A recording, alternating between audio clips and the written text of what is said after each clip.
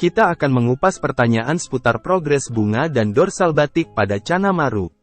Pertanyaan ini merupakan pertanyaan dari viewer baik dari komentar YouTube, maupun pada halaman Facebook. Simak hingga selesai. Apakah kepala ikan ruca bisa dijadikan pakan Channa Marru? Bagaimana nutrisi pakan kepala ikan ini? Apa efeknya bagi ikan karnivora seperti Channa Marru? Kepala ikan ruca yang sering terbuang sia-sia, ternyata menyimpan harta karun nutrisi yang luar biasa untuk Channa Marru kesayangan Anda. Di balik kesederhanaannya, kepala ikan ruca kaya akan protein, lemak, dan kalsium. Zat-zat penting ini berperan besar dalam pertumbuhan dan kesehatan Channa Marru. Protein sebagai bahan bakar utama, memacu pertumbuhan otot dan jaringan, menjadikan Channa Marru Anda kuat dan tangguh di akuarium maupun di kolam. Sementara lemak, bukan hanya sekedar cadangan energi, tapi juga kunci penyerapan vitamin yang larut lemak termasuk astaxanthin yang akan mempengaruhi pigmentasi warna pada sisik Channa Marru. Porsi lemak yang sesuai, dapat memastikan Channa Marru mendapatkan kebaikan nutrisi secara maksimal. Kandungan kalsium pada kepala ikan, dapat menjadi pembangun tulang dan gigi. Memberikan kepala ikan ruca bukan hanya memberi makan, tapi juga memanjakan lidah Channa Marru. Rasanya yang alami dapat membangkitkan selera makan, menjadikan momen makan sebagai pengalaman yang menyenangkan bagi Marru Anda. Namun perlu diingat, meski kepala ikan ruca merupakan pakan yang baik dan berharga, pemberiannya yang berlebihan juga dapat memberikan efek negatif bagi Channa Marru. Jadikan kepala ikan sebagai pelengkap yang sempurna untuk pakan. Berikan secukupnya semisal 2 hingga 3 kali seminggu. Variasikan dengan pakan lain agar asupan nutrisi yang diterima ikan lebih lengkap dan sempurna. Ingatlah, kunci utama untuk menumbuhkan sisik bunga pada Channa Marru adalah mempertahankan status kesehatan ikan ini dengan konsisten. Apakah ikan seperti Channa Marru memiliki memori dan bisa trauma? Ikan seperti Channa Marru memang memiliki memori, meskipun tidak sekompleks manusia. Ikan ini dapat mengingat tempat, orang, dan pengalaman, serta belajar dari interaksi dengan lingkungannya. Kemampuan ini memungkinkan Channa Marru untuk menavigasi akuarium, mengenali pemiliknya, dan bahkan bereaksi terhadap rangsangan tertentu. Dan tentu saja, memori ini juga dapat menjadi sumber trauma bagi Channa Marru.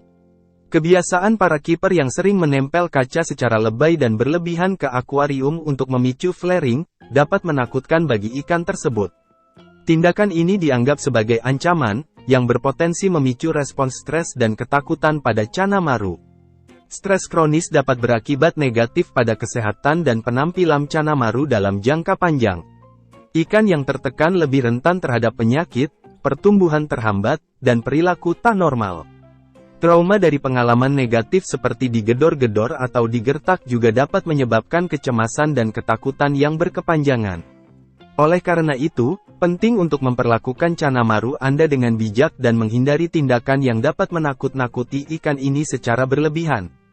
Channa Marru adalah ikan teritorial yang memiliki sifat alami yang pasti akan flaring bila telah memiliki wilayah dan menguasai lingkungan sekitarnya, meski tanpa dilatih. Tentu saja dengan syarat ikan dalam keadaan sehat dan tidak stres. Dalam kesehariannya, memperhatikan perilaku Channa Marru juga penting untuk mengantisipasi tanda-tanda stres. Ikan yang tertekan mungkin menunjukkan ketidakaktifan, mager, kehilangan nafsu makan, atau mode pernapasan cepat yang dapat Anda perhatikan dari penutup insangnya. Dengan memahami memori dan potensi trauma pada Channa Marru, Anda sebagai kiper yang budiman dapat menciptakan lingkungan akuarium yang aman dan nyaman bagi ikan Anda.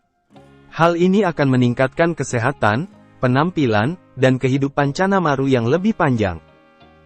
Apakah ikan seperti Channa Marru dapat mencerna protein nabati?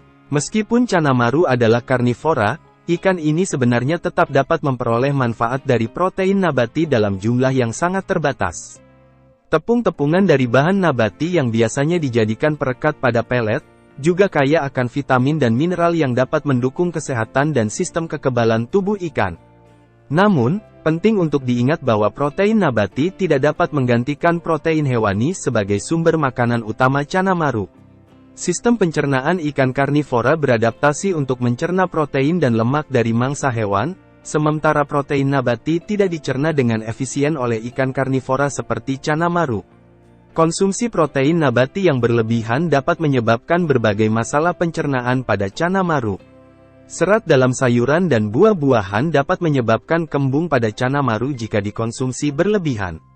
Serat yang tidak tercerna juga dapat menarik air ke dalam usus, dan menyebabkan diare. Pada akhirnya, Channa Maruk yang tidak dapat mencerna protein nabati dengan baik mungkin akan kehilangan nafsu makan. Oleh karena itu, berhati-hatilah jika Anda menggunakan pakan yang memang tidak dikhususkan untuk ikan karnivora. Berikan makanan berbahan nabati kepada Channa Maruk dalam jumlah kecil, cukup sebagai camilan atau pelengkap dari pakan utama. Pastikan untuk memantau kondisi Channa Maruk Anda setelah memberikan makanan berbahan nabati dan hentikan pemberiannya jika maruk Anda menunjukkan tanda-tanda pencernaan yang buruk. Apakah ikan menyimpan cadangan lemaknya pada sirip sehingga menciptakan dorsal batik pada Channa Maruk? Hewan seperti ikan termasuk Channa Maruk, tidak menyimpan cadangan lemaknya pada sirip. Sirip ikan terdiri dari tulang, otot, dan jaringan ikat, dan tidak memiliki sel-sel lemak yang diperlukan untuk menyimpan energi. Lemak pada ikan disimpan di berbagai bagian tubuh semisal hati. Hati adalah organ utama untuk penyimpanan lemak pada ikan. Lemak juga disimpan di dinding perut ikan. Selain itu, lemak juga disimpan pada otot. Ikan memiliki otot merah dan otot putih. Otot merah lebih kaya akan lemak daripada otot putih. Dan yang terakhir, lemak juga dapat disimpan di bawah kulit ikan.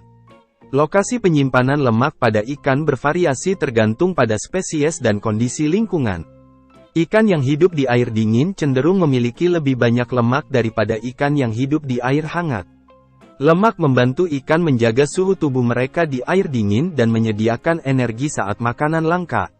Sementara sirip ikan penting untuk berenang, bermanuver, dan berkomunikasi. Lemak yang disimpan di sirip akan mengganggu fungsi ini. Oleh karena itu, ikan tidak menyimpan lemaknya di sirip. Kesimpulannya, dorsal batik pada Channa Maruk adalah cadangan lemak, tentu saja merupakan pernyataan yang tidak bisa diterima secara saintifik. Bisakah kita menggunakan garam dapur untuk mengobati ikan yang sakit? Walaupun sama-sama garam, penggunaan garam dapur untuk mengobati ikan sakit tidak disarankan. Garam ikan memiliki kandungan natrium klorida murni yang aman untuk ikan, sedangkan garam dapur mengandung yodium, anti-keking agen, dan mineral mikro lain yang berpotensi membahayakan bagi ikan. Yodium dapat beracun bagi ikan dan dapat menyebabkan kerusakan pada insang dan mengganggu keseimbangan elektrolit.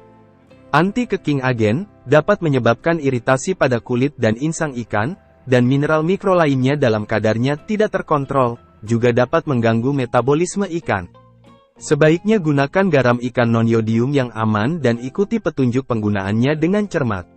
Tonton video di channel ini tentang cara memanfaatkan garam ikan dengan metode dan dosis yang tepat.